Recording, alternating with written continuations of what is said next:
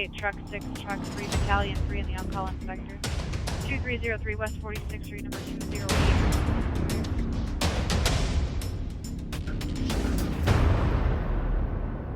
Hi, I'm Captain Ryan Cox, here with my friends to welcome you to another episode of Sioux Falls Fire. On today's episode, we're going to talk about our airport disaster drill, our hazardous materials response, and our first ever fire recruitment showcase. All of that and more on this episode of Sioux Falls Fire. Hello, my name is Graham Kumo. I'm with Rescue 4, which is Station 4 on the south end of town. We're hazardous materials. So today's drill was a specific chemical involving a crop duster plane that's spraying a large amount of chemical that contaminated some rescuers and the pilot. The rescuers came in and rescued the pilot, and in the meantime were contaminated with the product as well. We, as a hazardous materials specialty station, come in and rescue the contaminated rescuers and mitigate the product as well. So once the life safety aspect has been completed, we need to identify the product to help the hospital help the patients that are being transported. So to do that, we have monitors and chemical detection papers and other types of devices that can help identify that chemical, whether it's a vapor, liquid, or solid. So one of the incident priorities is stabilization of the incident, and part of that is deconning the people that were involved, whether that's with water, or we also have some chemicals that can help with that. We will decon the people, the area, mitigate the product that's been spilled or has been infecting people. And we have all sorts of equipment on our trailer as well that can help with that decon process, whether it's a tent we can set up. We have hot water heaters for if it's a very cold weather, and we have spill containment items as well to contain that incident. So hazardous materials is very important in Sioux Falls because we're a growing city. We have a lot of industrial applications that may warrant hazardous materials responses. We have I-90 and I-29 that run through our city, which are major thoroughways for trucks and trains that may be carrying hazardous materials. So it's very important that our Sioux Falls Fire Rescue is ready and equipped and staffed with hazardous materials response.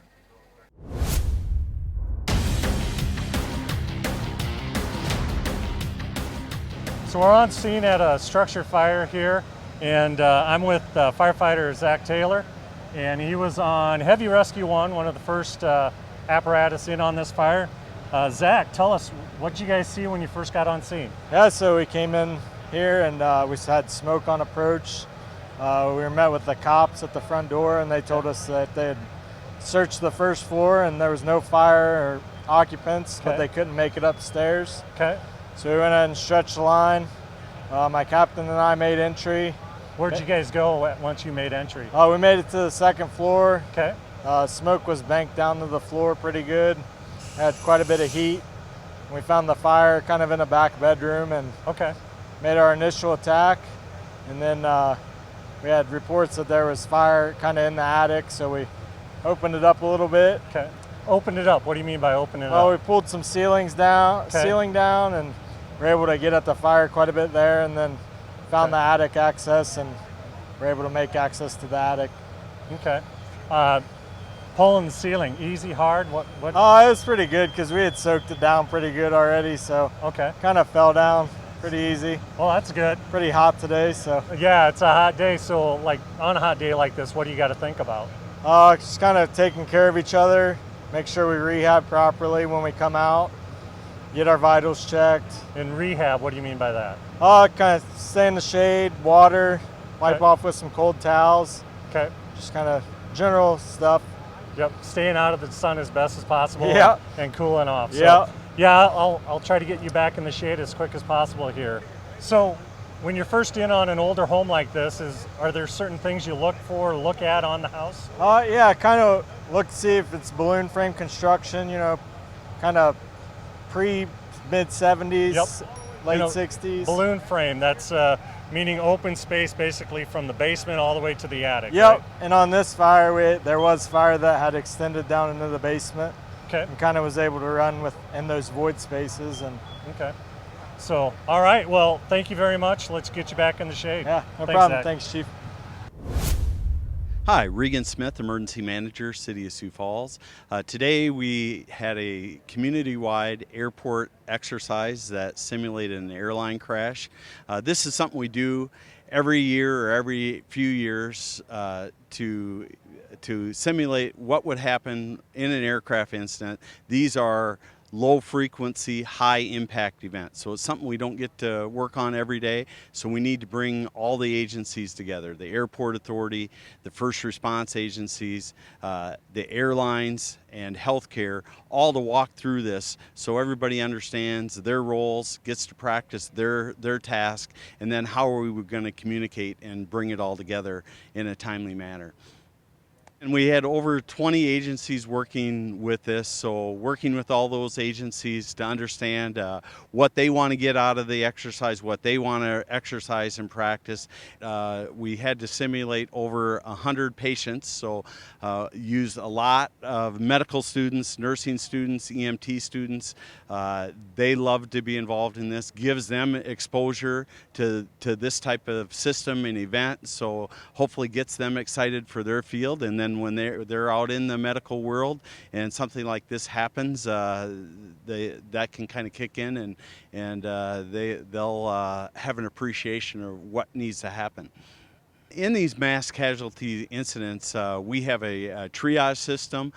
From the first responder on scene, they're assessing those patients, giving them a designation, prioritizing their need for treatment, whether they're green, yellow, or red. The green would be the walking wounded, the red would be the patients that need immediate care and transport. So it's a way, again, for us to prioritize the patients, get those patients the treatment and care they need as quickly as they can. And then there's just a continuous assessment from the scene as they're treating the patients. They might be reprioritized, and then we determine which patients need to be transported most quickly, and then working with our hospital systems to determine where those patients should go based on that load, what's happening at those facilities, and then from those facilities how they're going to react and work across the city to ensure those systems aren't overloaded. And events at the airport are really complicated. The Sioux Falls Airport Authority is the agency responsible for this. City of Sioux Falls first response agencies obviously respond. We work with the airlines, the volunteer groups, the Red Cross, obviously all of our medical students that worked as victims today, the healthcare agencies, and again our first responders from law enforcement, fire, and EMS all come together and have to work together in a coordinated fashion in this. And that's why we do these. As I said before, these are low frequency, high impact events. So we've got to practice these and go through these from time to time so everybody understands and so they know exactly what to do at the time. Tony Bivens, and I'm a FAO at Central Fire Station. My job out here today was we were first on scene, and I was assigned a triage group supervisor.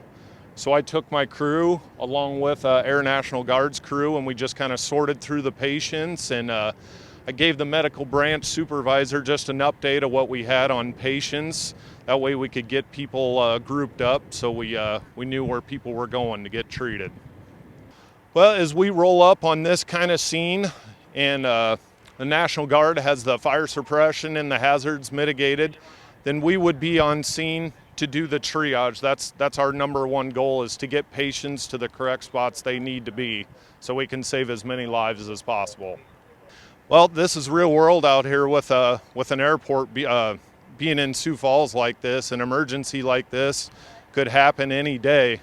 The triage that we do on scene literally applies to anything that would be a mass casualty incident, like an active shooter, an airport crashing or a big bus accident on the interstate, we basically go through the same kind of steps to go through the patients and make sure we get them to the right spots. Just our personal protective equipment changes a little bit based on what kind of emergency that we have. Well, I think this is valuable because an emergency of this nature could very well happen, and it gets the different groups of Sioux Falls working together, where we don't have a lot of training like that, where we collaborate assignments and things like that. So it's good to get us all working together so we're all on the same page if an emergency like this happens. Hi, I'm Michael Gramlich. I'm a division chief with Sioux Falls Fire Rescue, and well, we're taking you around our first ever recruitment showcase. We have always had recruitment in the fire service. Oftentimes it's just been word of mouth. Everybody who's got a buddy always knows about the fire service. It's been effective, but I think we can do better. And we had a great team in our recruitment committee that decided that we needed to give them more information. People find their way to the fire service, and honestly, we'll have them show up the first day at Academy, and they have questions about the job. And it seemed to us that we could do better. We could move that timeline up. And so we've assembled an entire team. You can go from the recruitment side, you can go to the HR side, you can go to EMT, you can go and talk to spouses of firefighters here. And the idea is that we want you to come into the fire service, but we want you to come into the fire service with your eyes wide open.